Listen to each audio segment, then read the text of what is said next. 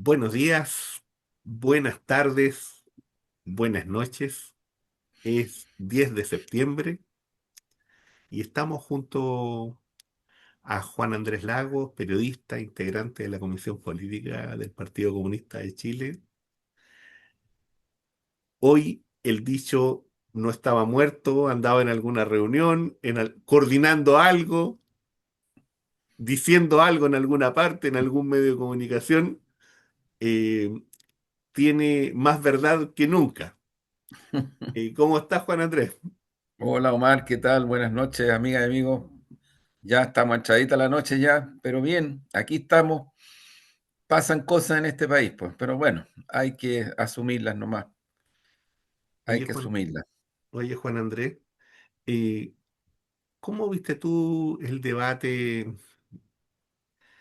las ideas que circulan, ¿no es cierto? El formato periodístico, ¿qué te parece? ¿Cómo ves tú eso? Mira, yo creo que un primer elemento que es importante considerar que este debate, que es el primero en realidad desde el punto de vista televisivo, donde están todas y todos los candidatos, se produce en la víspera del 11 de septiembre. Y obvio que el tema iba a salir. Yo creo que es muy importante contextualizarlo porque el 11 de septiembre es el hito más trágico, dramático, irrelevante y terrible de la historia de Chile. Y creo que eh, hubo candidatos que creo que intentaron darle más relieve a esto, pero en general creo que esta tonalidad, este formato, este contexto en nuestro país a propósito de reducir la importancia y la significación que tienen para el presente y para el futuro, circunstancias, insisto, tan trágicas, tan terribles, tan brutales como el golpe de Estado civil-militar provocado y generado y gestado por el imperialismo norteamericano, del cual tampoco se dice mucho o nada, cuando hay documentos, hay declaraciones, hay pruebas absolutamente contundentes y abiertas que además Estados Unidos nunca ha negado. Ojo, aquí se tratan de oblicuar, se tratan de reducir. Yo creo que eso lo digo solo para el contexto. O sea, en Chile se hace el primer foro televisivo en este contexto, a horas de que del día en que en Chile fue marcado a sangre y fuego trágicamente por una, por una intervención extranjera, Estados Unidos, pero también ya hay más antecedentes de otras potencias mundiales que estuvieron involucradas en esto, ¿no? Aparatos de inteligencia de Alemania, de la OTAN, en fin, han ido surgiendo más antecedentes este último tiempo. Ese fue el contexto. Para mí ese es el contexto. Perdonen, amiga y amigo Omar, te digo, para mí no, para mí tiene mucha significación, sea para bien o sea para mal, que este primer foro haya sido a horas del golpe. Este es el punto, para mi gusto. Y bueno, ahí hubo, como digo, algunas cosas, pero es el Chile real que tenemos. Dicho esto, yo creo que las tonalidades y las formas del programa tienen las características que tienen, son cosas cortas, buscan las cuñas, eh, hace difícil que en un formato así la ciudadanía se pueda hacer de verdad de las ideas, de los argumentos, de las tonalidades, de las diferencias, en fin, de todo lo que la ciudadanía necesita conocer para poder definir. Yo creo que en ese contexto, e insisto, me parece, con mucho respeto lo digo, pero me parece que ya de una vez por todas en Chile necesitamos dar un paso adelante respecto de estos formatos, porque, porque son formatos muy de cuña, muy vinculados a la espectacularización, muy distantes de asuntos que son, insisto, muy relevantes para la ciudadanía desde el punto de vista de las definiciones, que son las ideas, las propuestas, ¿no? En fin, ahí hubo cruces, preguntas. Seguramente muchas de ese tipo de cosas van a ser parte de la espectacularización que se va a tomar de este debate. Pero yo fíjate que creo que en ese contexto las candidaturas de derecha mostraron que son bastante similares unas de otras. No son tan distintas. No son tan distintas. Son bastante similares y están buscando complementarse. Eso es lo que quedó, de mi punto de vista. Kass, Matei, Kaiser, de alguna manera Parisi también, que no quiere decir que el votante Parisi esté en eso, ¿ah? Ojo, pero aquí hubo bastante sintonía, bastante sentido de simultaneidad, bastante sentido de linealidad común de las candidaturas de derecha y la de Parisi. Creo que eso quedó en evidencia y eso es re importante para la ciudadanía. Yo creo que la ciudadanía tiene que percibir que aquí estamos frente a candidaturas muy complementarias unas de otras, ¿no?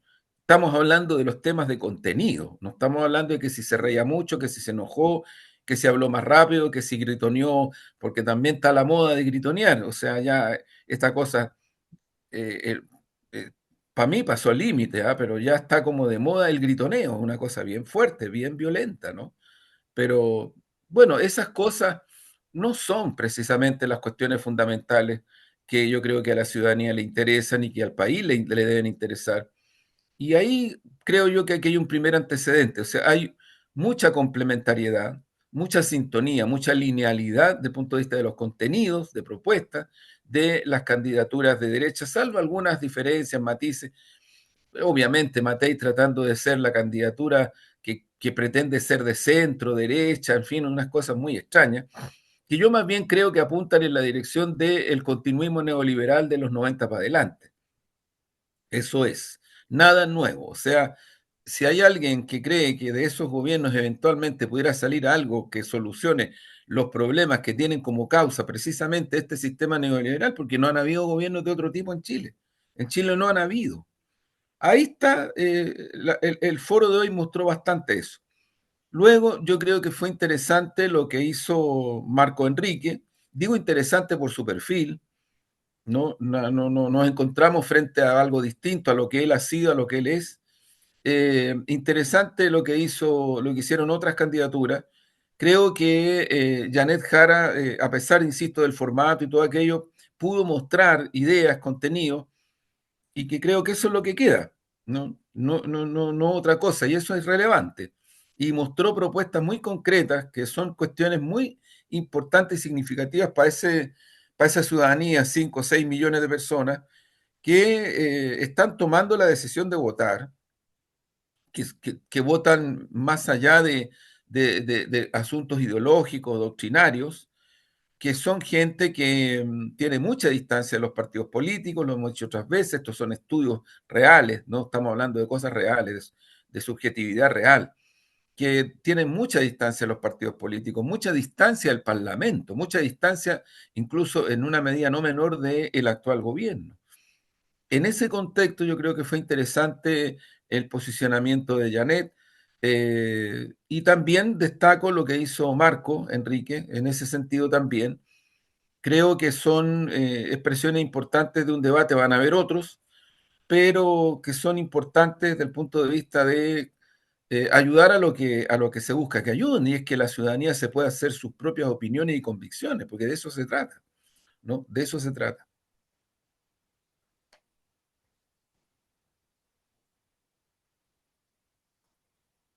Estás muteado, Omar. Uf. Y Ahí desde el sí. punto de vista más amplio, el contexto nacional, tú hablaste de lo que significa mañana, ¿no es cierto? Esta conmemoración de este hecho que remeció la historia de Chile, que la sigue remeciendo, por cierto, como es el 11 de septiembre. Pero hay otros factores que también están sobre la mesa, ¿no?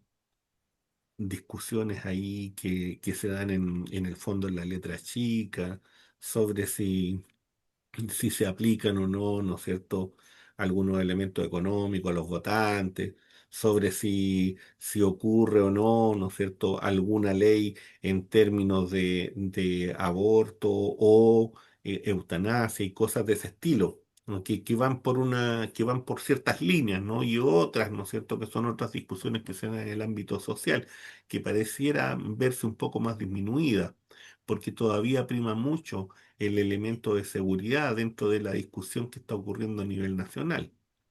¿Cómo ves tú ese encuadre, ¿no? Sí, mira, yo creo, Omar, que efectivamente, a ver, yo en este tipo de cosas tengo el siguiente análisis, más que la opinión.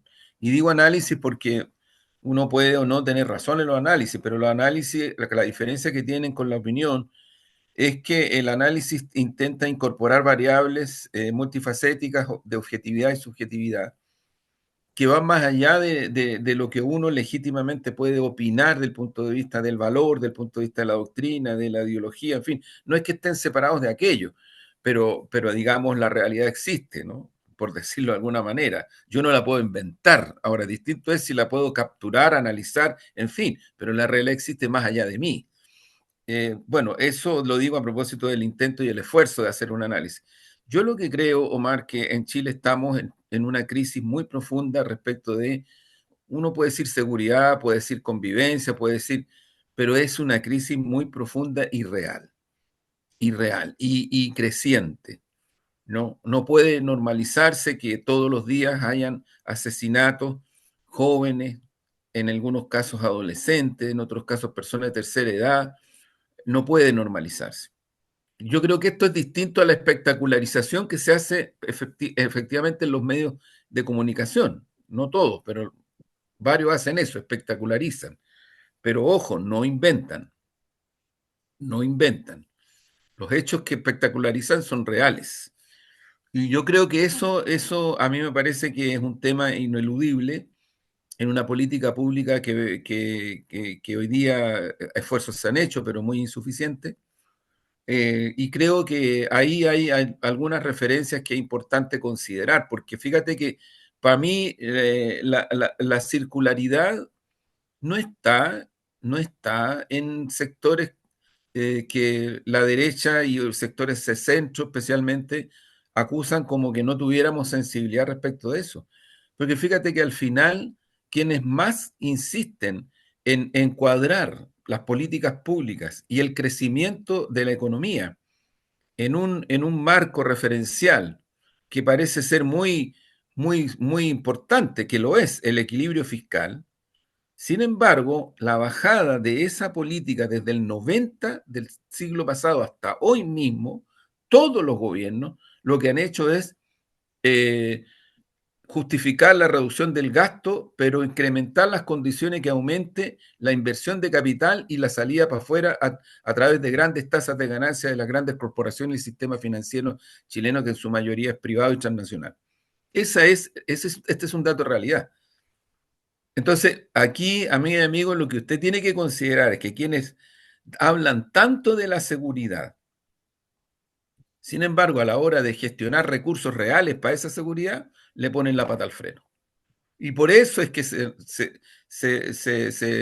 declaran en contra de la ruta del dinero, se declaran en contra de levantar el secreto bancario. Por eso, porque todo eso requiere recursos, y no pocos recursos, sino que muchos recursos. Si no es cierto con lo que dice la derecha y otros sectores, entre comillas, progre y centristas, que aquí poco menos que la izquierda es la que quiere como, no sé, generar una fiesta en todo el país. No es así si los gobiernos que se tienen que hacer responsables de la situación de estancamiento que tiene la economía en Chile, del crecimiento de la economía. Hoy día el Banco Central lanzó varias cosas, acusó de que la aplicación de las 40 horas y del salario mínimo responsable del desempleo. Mira, mira, mira y todos los medios hegemónicos están saliendo con eso. Y no se hacen responsables, el Banco Central no se hace responsable que lo que dice en Chile se hace. Lo que el Banco Central ha dicho que se haga, se hace, incluido este actual gobierno. Incluido este actual gobierno. Si el problema que tiene Chile, así como el drama de la seguridad, a los niveles que está, es que tiene un tipo de modelo económico que no resuelve los grandes problemas de la sociedad chilena. Si ese es el problema que tiene y que no crece la economía. Y no le pueden echar la culpa a nadie, sino que a quienes administran la economía prácticamente sin ninguna oposición de ningún tipo, insisto, desde los 90 hasta hoy mismo, porque el actual gobierno no ha hecho nada distinto a lo que hizo el gobierno de la nueva mayoría, a lo que hicieron los gobiernos de Piñera, a los que hicieron los gobiernos de la derecha, a los que hicieron los gobiernos de la Concertación en materia política económica. No ha hecho nada distinto, sustancialmente distinto, nada. Entonces, yo creo, Omar, que hay que levantar un poco la mirada y, insisto, el análisis real y objetivo en Chile es que este país, la economía, el crecimiento de la economía, de la macroeconomía, está estancado producto de esta ortodoxa, dogmática y totalitaria política económica defendida por el Mercurio, por la Tercera, por los grandes consorcios, a troche y moche, pero no se miran al espejo. O sea, aquí, por eso, Omar, creo yo que es muy importante poder hacer este análisis real. ¿Ah? Ojo, no lo veo tanto como el análisis alternativo, porque una cosa distinta es decir, sí, ¿qué se requiere para esto? Bueno, se requiere una política económica distinta, eso es real, eso está absolutamente real. Y eso no significa ni más inflación, ni significa eh, eh, un modelo económico tan distinto al actual. Para nada. Lo que significa son cuestiones tan esenciales como reinversión de capital, capital productivo. A mí el otro día me preguntaban en Mesa Central, pero usted entonces, ¿qué hace con los privados? Pues si eso no significa que se toque a los privados. Hay una campaña orquestada y yo lamento que se metan poderes fiscales o poderes públicos que no son electos, son poderes fácticos que tienen la característica de institucionalidad democrática, sí, pero no son electos, son fácticos, insisto, pero tienen la condición de ser instituciones del Estado y democráticas. Pero sin embargo, no se demoran nada en lanzar pedradas muy duras respecto de cuestiones como la aplicación del royalty, que son de las pocas cosas que en Chile han permitido a algunos municipios tener recursos adicionales. Ahora se lanzan con todo como tratar de relación de causa-efecto en la aplicación de las 40 horas y el tema ni más ni menos que el salario mínimo para imponer que esto es la causa del desempleo. Y aquí no le salen por nada al gran privado, por nada. Entonces, aquí lo que se está tratando es de abrirle camino a una brutalidad, o sea, a una política económica peor que lo que está haciendo Milei en Argentina, peor, peor. Y yo no soy de los que dicen que todo lo que se ha hecho en Chile es tan bueno que defendámoslo, porque no, no es cierto, ni siquiera el actual gobierno, tampoco. Aquí han quedado secuelas muy grandes y es evidente que el actual gobierno no podía resolverlo todo, menos con el boicot que se le hizo en el Parlamento. Pero la verdad es que yo te digo, bueno, quedó un poco en el foro, el foro presidencial, un poco quedó eso, o sea, aquí hay gente que parece que para esa élite, transversalmente, Chile es el paraíso terrenal. O sea, lo que se ha hecho de los 90 en adelante, no estamos hablando de la dictadura, estamos hablando de los 90 en adelante, pacto transicional mediante, las concesiones, el CAE, todo ha sido fantástico. Entonces, ¿cómo se les ocurre hacer 40 horas? ¿Cómo se les ocurre hacer salario mínimo? Mira para dónde vamos, ¿ah? Mira para dónde vamos. Yo creo que es bien alerta roja, pero a la vez esto eh, da mayor razón para buscar políticas económicas realistas porque permitan de verdad crecer a la economía chilena. Porque está claro que ni la derecha ni el centrismo quieren que la economía chilena crezca, porque ellos son los responsables de que no ha crecido. Si el modelo actual es el responsable del no crecimiento. Derecha de Piñera, concertación. No hay más. Nueva mayoría, sí, también. También. También. Nosotros fuimos parte del gobierno de la nueva mayoría. En algún momento le hicimos llegar propuestas a la presidenta de manera reservada, porque nos alertamos mucho de los efectos que tenía la política económica, especialmente la que se aplica bajo la administración del ministro de Hacienda Rodrigo Valdés, que hoy día es funcionario altísimo del Fondo Monetario Internacional también. Nos preocupamos enormemente por los efectos, ojo, por los efectos que tenía respecto de proyectos de inversión con privados, ojo, no estamos hablando de cuestiones de otro tipo. Se vinieron abajo muchos proyectos de ese tipo, no calaron. ¿Por qué? Porque la política económica que instaló Valdés, lamentablemente desde el Ministerio de Hacienda, tuvo efectos decresivos para la economía, pesimistas, pero claro, defendiendo la arquitectura del gran capital financiero que opera en Chile, si eso era al final. Y eso sí lo logró, eso sí lo logró. Pero la economía siguió estando estancada, sin crecer, porque este problema que tiene la economía chilena de no crecer viene de muchos años, no es de ahora. Por ahí me quedo más con este tema que Sí, para mí es muy sí, relevante. sí. Yo diría que el primer espolonazo fuertísimo lo recibe el año 2008 con la crisis subprime y de ahí en adelante ya Claro, no se levanta más porque en el fondo el modelo mismo ya no se levanta no solamente en Chile, sino que en muchos otros lugares. así es, Y lo que han habido son giros buscando salida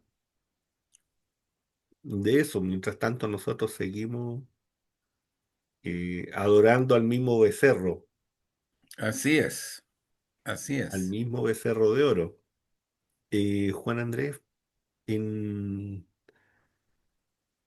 esta derecha que ha festinado tanto, ¿no? Ha hecho tanta gárgara, tanta hoja, tanta tinta, tanto espacio que le han dado a las políticas de Javier Milei.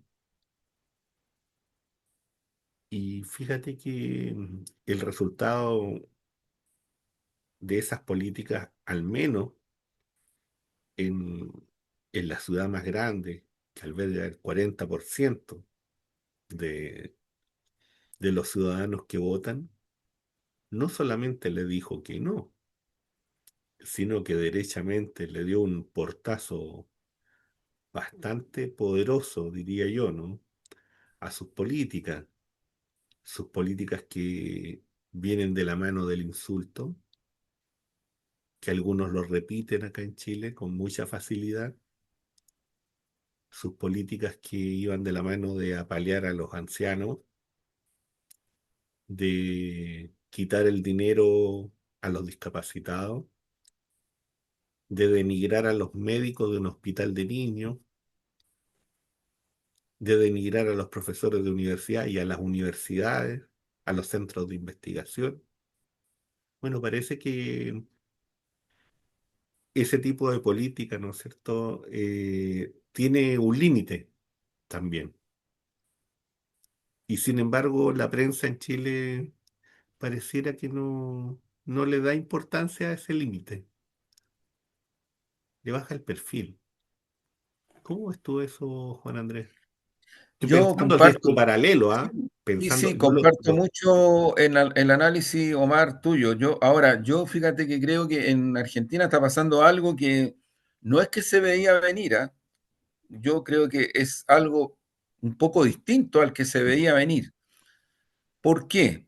Porque una importante y significativa ciudadanía argentina tomó la decisión de votar por Milei porque se cansaron de los desgastes y de las consecuencias de gobiernos anteriores, incluido el de Macri, incluido el de Fernández especialmente, en donde los problemas sociales agobiaron mucho a la ciudadanía argentina. Y ahí hay un punto de referencia contextual, porque también bajo gobiernos peronistas como el de Menem, también bajo el gobierno de la Rúa, en Argentina quedó la crema con el desempleo, con la seguridad ciudadana, en fin, un país con muchas riquezas de distinto orden. Y que el Fondo Monetario Internacional ha intentado en varias ocasiones meterle la mano, como la metió en Chile con golpe de Estado mediante, a ojo, porque lo que está haciendo Milei finalmente en Argentina lo hizo Pinochet con dictadura y con golpe, porque en Argentina ni siquiera las dictaduras militares se atrevieron a hacer lo que está haciendo Milei. No lo hicieron con la dimensión que lo está haciendo Milei. Ahora, ¿Qué es lo que está ocurriendo en Argentina en estos momentos? Yo creo que en Argentina, producto de lo que está ocurriendo también en parte del planeta, en la región misma, los efectos de este intento están fracasando no una vez más, sino que están fracasando por primera vez en la dimensión que están fracasando. Porque una parte de la ciudadanía argentina le concedió al gobierno de Milei esperar, le concedió esperar. Y le concedió esperar precisamente por este agotamiento de lo que decíamos de otros gobiernos que dejaron y desgastaron no solamente temas que tienen que ver con derechos, con cuestiones sociales básicas, sino que también con crecimiento de la economía. Y ocurre que lo que está aplicando Milei, que es el modelo Fondo Monetario Internacional, con este respaldo ciudadano, no está dando los efectos que probablemente él pensó, él probablemente concordó con Trump, el presidente norteamericano, seguramente con Israel, que está metido completo en Argentina, el gobierno de Israel completo. Y yo lo que creo que aquí hay un punto de referencia súper, súper contundente y demuestra lo que tratábamos de analizar en este programa al comienzo, que hay un modelo de economía, un modelo aplicado a las economías nacionales de nuestra región que no tiene posibilidades de efecto. Aquí mostraron como si en Chile el laboratorio del capitalismo salvaje funcionaba por pacto transicional mediante 90 del siglo pasado para adelante, pero no funcionó. Ahora, cuando uno dice esto, dice, pero tú no reconoces nada. No, si yo no estoy diciendo que no se hayan producido cambios, por ejemplo, no menores. Se terminó con la extrema pobreza, eso es verdad, con la extrema pobreza, pero estamos hablando de eso, ¿eh? No estamos hablando del término de la pobreza, estamos hablando del término de la extrema pobreza y el término relativo, porque en Chile sigue existiendo extrema pobreza. No al grado que había bajo el tiempo de la dictadura, donde millones y millones de familias pasaban hambre, porque eso era la realidad. Nadie puede negar eso. Pasaban hambre, millones y millones de familias. Millones de personas no tenían trabajo, 35% de su ocupación. Pero no me vengan a decir que de los 90 en adelante todas esas cosas han cambiado notablemente. El problema es que vamos para no sé cuántas décadas y no cambiaron. Ojo, en Argentina, esta aplicación de política económica está fracasando rotundamente por primera vez a la dimensión de lo que se está aplicando por un gobierno como el de Milei. No es lo mismo que lo que pasó con Macri, ni es lo mismo que pasó con De la Rúa, ni es lo mismo que pasó con Menem. Es por primera vez que en Argentina, con un gobierno que tuvo un respaldo ciudadano tan significativo, no solamente pierde el respaldo, perdió la elección en Buenos Aires de manera contundente, ¿no? De manera contundente, sino que también desde el punto de vista de la aplicación de una política económica estructural está fracasando. Está fracasando. Los resultados que creo yo que Milei intentó llevar adelante no se están dando y no se van a dar. Y no se van a dar, pero no estamos en la década de los 90 donde la caída de los socialismos reales, una hegemonía brutal del capitalismo especulativo financiero, generó las dinámicas que permitieron que en el caso de Chile se hiciera un laboratorio y en el caso de otras zonas, Asia-Pacífico, también se produjeran ciertas circunstancias muy particulares. Eso ya no existe en ninguna parte del mundo. El mundo está transitando multilateralismo mediante hacia un tipo de economías muy distintas, muy distintas. Hay que tomarse en serio el tema del multilateralismo y todas esas cosas porque son expresión objetiva de este tipo de circunstancias. Entonces, yo creo, Omar, que sigo tu análisis, yo creo que por eso es que las derechas en este país, las derechas que son todas en esta línea, son todas iguales, no hablan de mi ley ahora, obviamente, no les conviene. Si ya la profecía extrema, radical, no solo temperamental, sino que de una política económica que eventualmente podía dar algún tipo de resultado, no dio resultado. No lo dio. Yo no he escuchado gente que hablaba con mucha fuerza y hasta prepotencia de que lo que estaba haciendo Milei en Argentina era una política económica prácticamente revolucionaria y libertaria, decían. Ni libertaria ni revolucionaria, o sea, menos tampoco aplicando algo cercano a lo que fue el modelo conservador del Fondo Monetario Internacional, que en países como el Chile sí le resultó, pero que en Argentina, en este momento, dado las circunstancias de la región, del mundo, de la propia Argentina, se está desplomando. Se está desplomando. Y yo siento que eso es lo que a Milei y su gobierno lo tiene patas para arriba. No saben qué hacer. No saben qué hacer. No saben qué hacer. Creo que se está entrando en una situación muy compleja que es importante que le hagamos en Chile, porque si aquí llegara a salir algún gobierno de derecha, no va a saber qué hacer a poco andar. No va a saber qué hacer. No solo porque va a generar los descontentos y los problemas, sino que va a generar problemas estructurales. Si el Banco Central chileno no es un dios, se han equivocado muchas veces.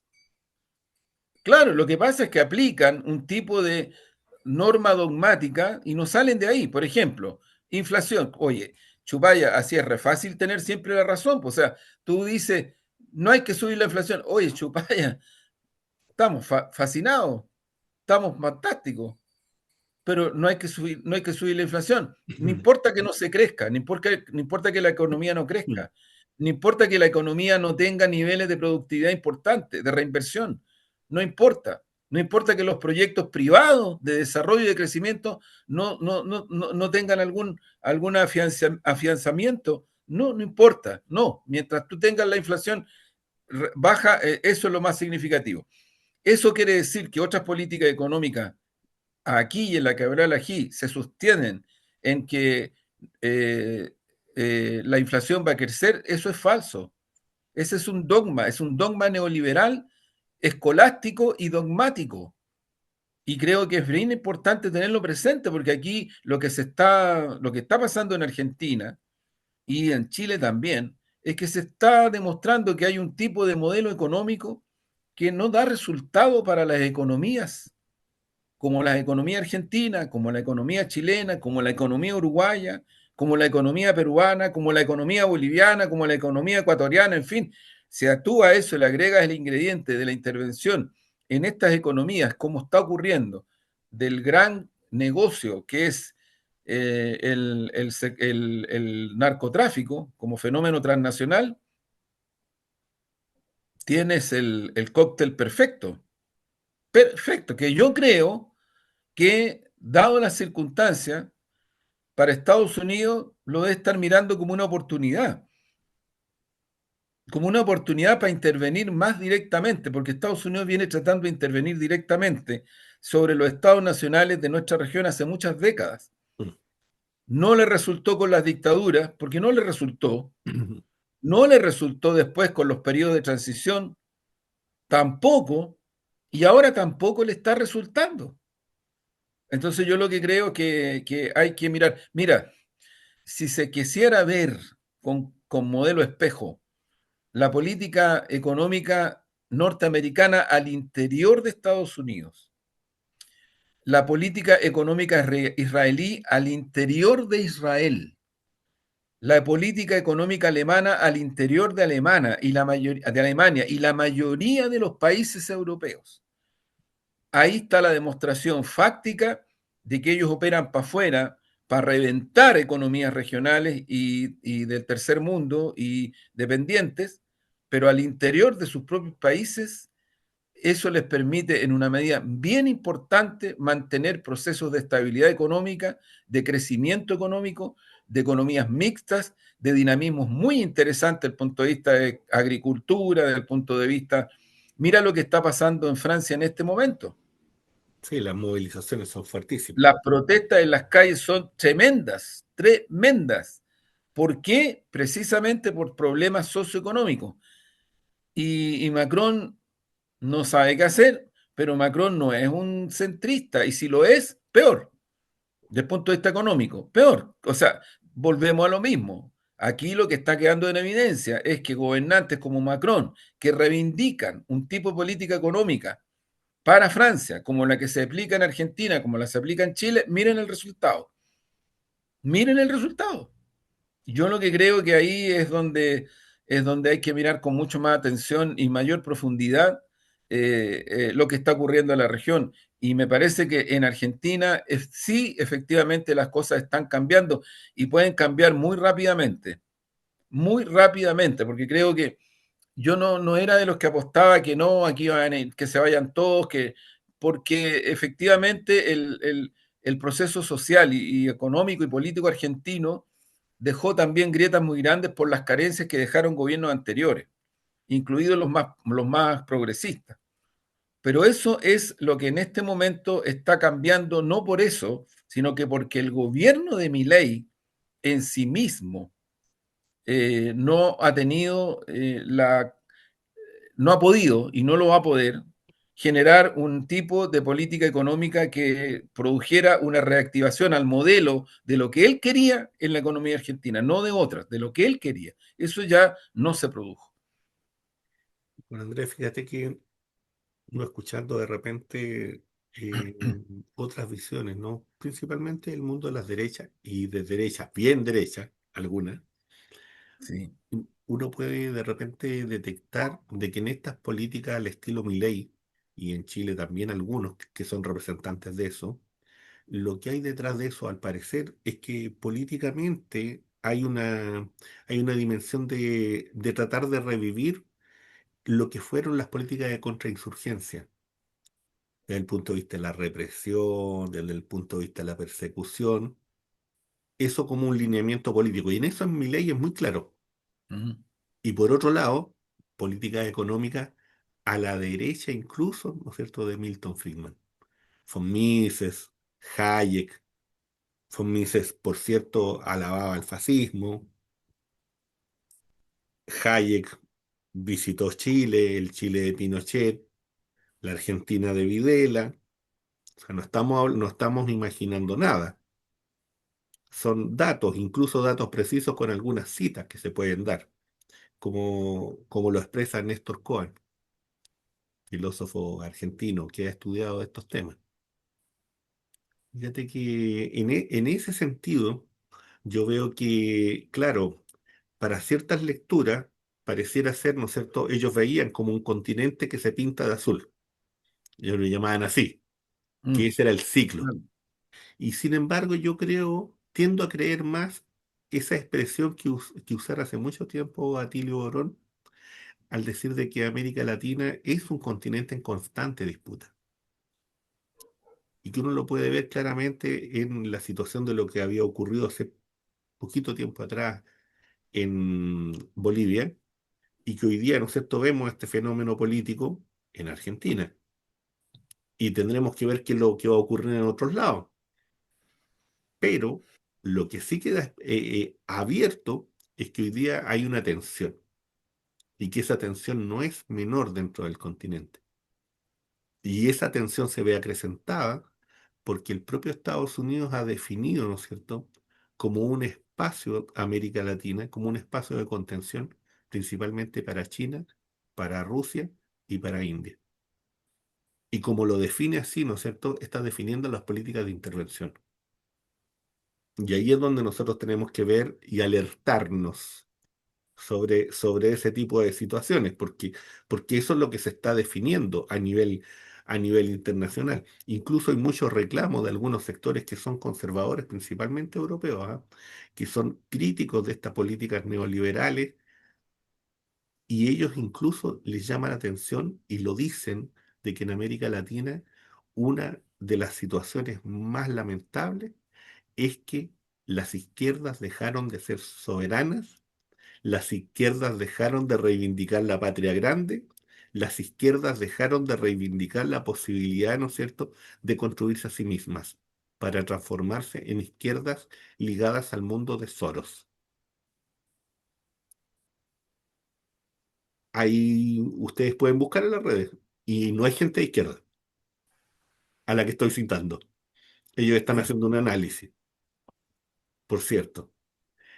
Juan Andrés, fíjate que a nivel internacional están ocurriendo una serie de cosas, bueno, impresionantes, hace mucho rato, ¿no? Esto se mueve con una rapidez que es inquietante, pero de repente ocurren cosas que son importantes que no se comentan. Por ejemplo, Por ejemplo, hubo una reunión de cooperación económica en Vladivostok, en Rusia, hace unos cuantos días atrás. Participaron 70 países, 4.500 personas, delegaciones clave de China, India, Vietnam, sudeste asiático. O sea, toda una plataforma, ¿no es cierto?, que habla de una estrategia por parte de Moscú de pivotear, como se dice, hacia Asia. En estos días también, para ser más claro, ayer, ¿no es cierto?, se da una situación terrible, como es este ataque, ¿no es cierto?, elaborado por el Estado de Israel en Qatar, nada menos que contra quienes venían, ¿no es cierto?, a establecer las posibilidades de negociación, es más, a cerrar una negociación de paz entre Hamás y el Estado de Israel. Bueno, esas personas fueron asesinadas, asesinadas en otro país. Y pareciera ser que eso no es un acto de terrorismo, que eso no es un acto de abuso, que se les cita para reunirse y que en ese lugar se les asesina. Y en donde además la vocera del gobierno norteamericano después se atreve a decir, ¿no es cierto?, de que en realidad que hayan muerto, eso es parte de un beneficio para la política de Israel. Yo creo que eso es tremendamente grave. Y eso debiera llamar profundamente la atención a los medios nacionales, a los, bueno, a los sectores políticos, porque eso ya significa, ¿no es cierto?, traspasar todas las normas internacionales. En Nepal hay una crisis política fuertísima, ¿no es cierto?, con una insurrección principalmente de gente joven, a partir de situaciones con las redes sociales. Bueno, ahí está la mano, ¿no es cierto?, nuevamente de Europa, nuevamente de las ONG. Son los que están detrás de eso, pero la situación existe. Hay una tensión fuerte también, a propósito, ¿no es cierto?, del llamado incidente de los drones en Polonia, que no sabemos si es real o no. Rusia ha hecho una declaración diciendo de que eso es imposible porque sus drones no dan en capacidad de distancia para llegar a Polonia. Por tanto, esto más bien pareciera ser una falsa bandera y por tanto, ¿no es cierto?, la justificación nuevamente de generar este clima de guerra, lo que implica, ¿no es cierto?, que gastos que los europeos tienen destinados para el mundo social sean trasladados, ¿no es cierto?, al espacio de la seguridad y para poder, ¿no es cierto?, alimentar la guerra. Eso es lo que está sucediendo. Juan Andrés, no sé si tú quieres Sí, tocar no, yo algún solo tema agregar algunas o alguna cosas. otra cosa más, ¿no? No, no, no, Lo solo que algunas quieras. cositas antes del gran poema, siempre ¿Mm? esperado. No, mira, Omar, yo creo que, eh, bueno, se produjo esta reunión tan relevante en China, donde el presidente de China anuncia la nueva gobernanza para el Sí. planeta, pero ahí estaba el presidente de Rusia, estaba el presidente de la India, o sea, estaba el mundo que está empujando el multilateralismo y que no lo va a poder detener Estados Unidos. Y si Estados Unidos lo que está haciendo es apostar a las guerras para tratar de parar eso. Eso es lo terrible, es una criminalidad de marca mayor, no vista nunca en la historia de la humanidad, nunca, nunca, nunca. No se había producido nunca una situación a partir de que un imperio en decadencia usara a la dimensión que está usando el imperialismo norteamericano y la OTAN el recurso de la guerra y de la criminalidad. Comparativamente no hay en la historia de la humanidad, no la hay, la digo categóricamente. Y a mí no me gusta ser una persona que trata de instalar o imponer cosas, pero es que es un precedente histórico muy, muy importante. Fíjate que la señora vocera ha dicho que lo que está ocurriendo en Brasil con Bolsonaro, que lo están procesando y condenando por intentar un golpe de Estado, Sí. ella dice que lo van a defender y que lo van a defender incluso con el recurso armado. Eso es lo que está diciendo, está amenazando con intervención militar. Y tienen un submarino atómico y tienen 15 buques metidos ahí en el Caribe frente a Venezuela. Eso Eso es el imperialismo norteamericano en estos momentos. Lo que tú señalas de lo que se está produciendo en Rusia, esto de la nueva gobernanza que se produjo en China, en fin, esto es lo que está cursando en el planeta y que yo creo que es imposible de detener, pero sí puede afectar a la humanidad completa esta criminalidad militar que el imperio norteamericano está desplegando en todo el mundo, ¿ah? En todo el mundo. No es solo una región, es en todo el mundo. Gaza, Qatar, eh, ahora amenazan Venezuela, amenazan Venezuela, Centroamérica. Aquí se ha dicho muy poco, casi nada, de una declaración de la CELAC que también está suscrita por Chile, pero no por Argentina, pero de la mayoría de los países de la región, condenando abiertamente el intento de militarización e intervención militar norteamericana en Centroamérica y en Venezuela, ¿no? Y aquí algunos medios con mucha violencia, tratan de justificar la acción militarista norteamericana, si eso es lo que hacen. Entonces, bueno, es Qatar, es Gaza, es Venezuela, Centroamérica, es Cuba con el bloqueo que tienen sobre Cuba, es el Asia-Pacífico, es la zona de Taiwán. O sea, estamos hablando de una movilización de armamento a otra dimensión, que también es parte a gran escala del negocio norteamericano, porque eso es negocio. En ese contexto vuelven a inventar, porque esto de Polonia es parte de una situación que demuestra de que ni la OTAN, ni menos Israel, menos Estados Unidos están de verdad dispuestos a instalar la paz en el planeta. La evidencia es que no están en esa dirección, no quieren la paz, no quieren la paz, están por la guerra. Y yo creo que en ese contexto, y con esto cierro, es notable lo que hace un grupo de personas, de seres humanos, que por cierto no pueden ir con la sonrisa completa porque no es como para reírse, que van en unas barcazas pequeñitas y que son unas cuantas y van hacia la zona de Gaza y que allá están siendo atacadas con drones, ¿no? Y que son personas que su dolor es Gaza y van para tratar de llevar alimentos para que no sigan matando por hambre o matando por bombas a seres humanos, seres vivientes, partiendo por guaguas, por guaguitas. Eh, y eso es lo que se está produciendo y siguen lanzando drones sobre esas barcazas pequeñas. Y esos seres humanos, junto con los que salen a protestar al interior de Estados Unidos, los que salen a protestar en Europa, los que están saliendo a protestar masivamente en otros países, son la esperanza de la humanidad, no tengo ninguna duda, son la esperanza concreta de la humanidad. Hoy día se está produciendo una simultaneidad entre el avance de los países que están por el multilateralismo, por la paz, por el diálogo, por el reconocimiento de las asimetrías, por terminar con las guerras, se está produciendo una simultaneidad con las movilizaciones populares en muchas zonas del mundo, en muchas. Hablábamos de las movilizaciones muy fuertes en Francia, pero en Italia, en España, en Grecia, hay sindicatos que ojalá que eso se escuchara acá. Hay sindicatos de trabajadores en las universidades italianas. Ya se anunció de que si tocan a alguna persona de las que va en las barcazas, van a parar toda la universidad italiana.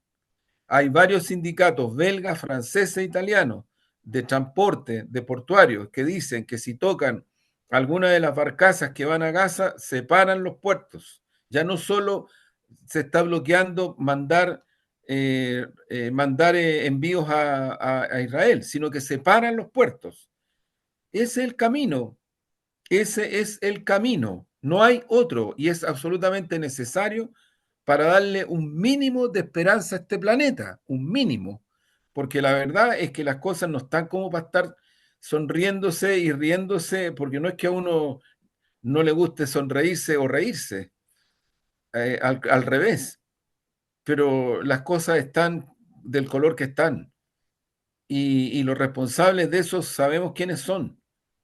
No es China, no es Rusia, no es la India.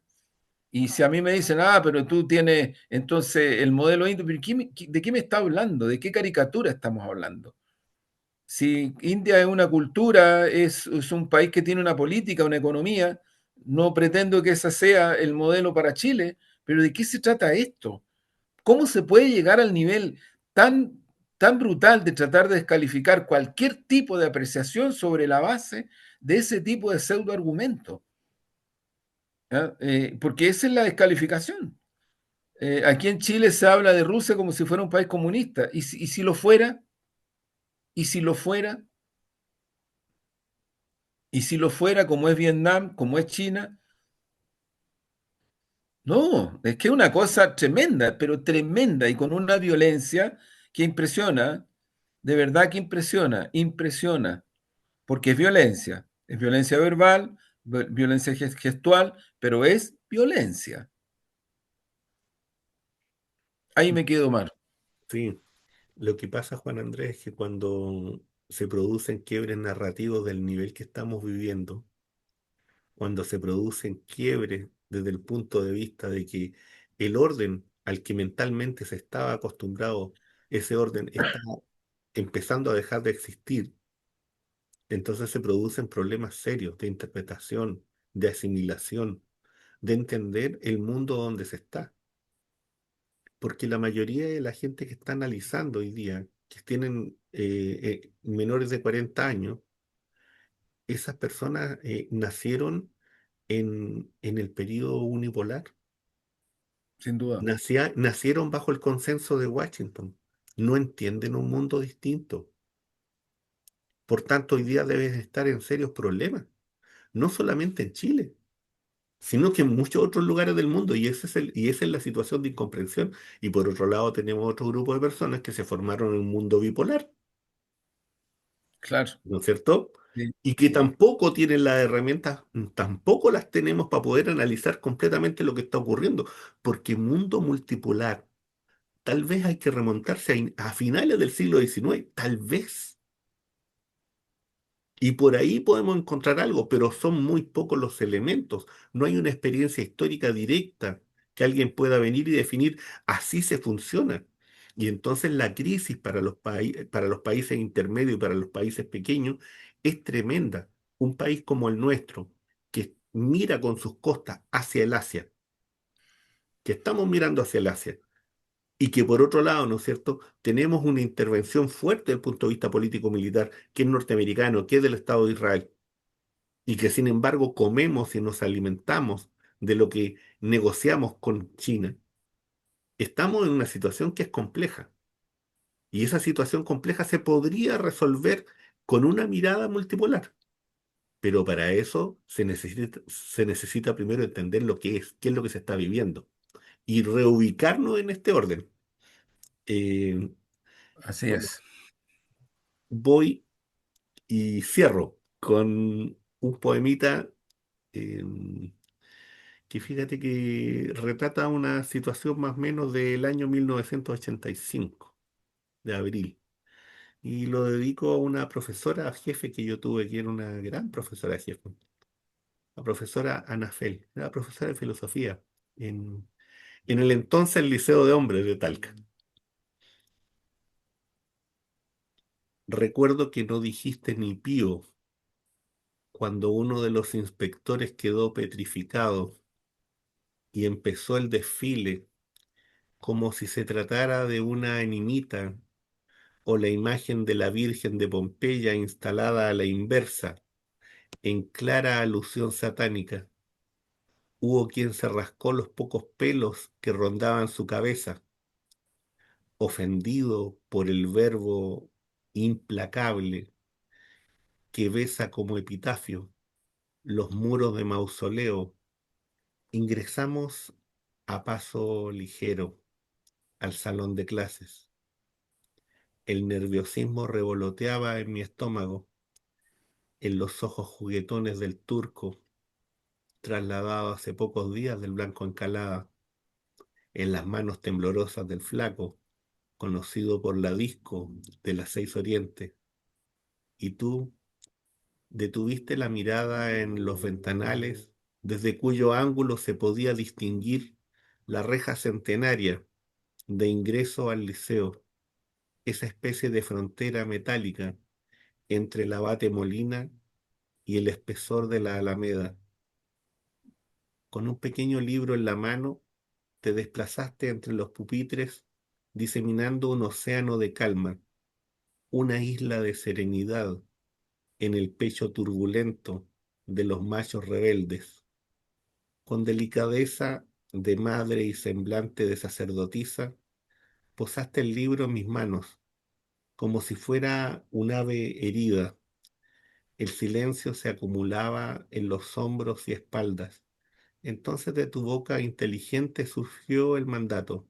Cid, párrafo 1 y 2 de la página marcada, lea con voz firme y ritmo pausado. Las hojas del libro parecían volar entre mis dedos nerviosos.